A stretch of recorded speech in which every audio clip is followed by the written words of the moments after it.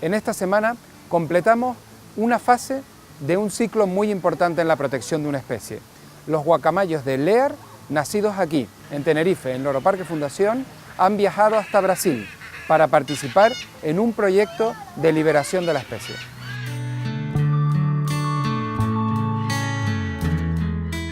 Este proyecto comenzó en el año 2006, cuando el gobierno brasileño nos enviaba 2 parejas a Loro Parque Fundación para intentar su reproducción.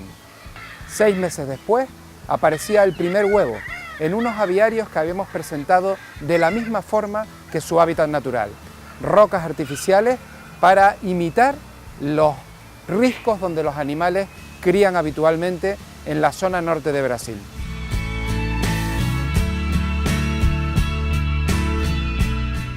El guacamayo de Lear es habitante de la Caatinga, un lugar de extrema sequía. Realmente pasan largos periodos donde no cae una sola gota de agua. El éxito con esta especie fue tan importante que el gobierno de Brasil nos permitió montar la primera exhibición de la especie fuera del territorio brasileño en un zoológico moderno.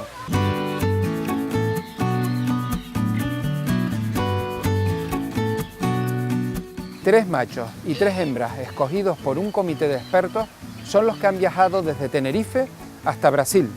Hemos logrado que los animales hayan desarrollado su musculatura y que coman los frutos de una manera muy similar a lo que lo van a tener que hacer en la naturaleza.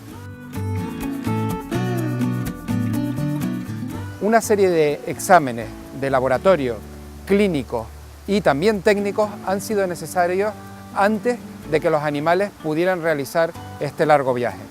Y también tener todo el trámite técnico, documentación CITES, documentación biológica que se exige para que los animales estén libres de toda enfermedad antes de poder entrar en el medio natural.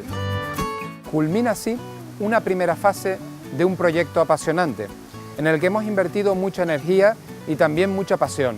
Los guacamayos de Lear, gracias a Loro Parque Fundación, nacidos aquí, en Tenerife, en España, volarán de nuevo en la Caatinga brasileña.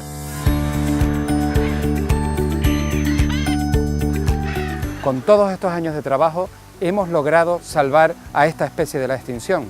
Y es sin duda uno de los mayores éxitos de conservación de Loro Parque Fundación.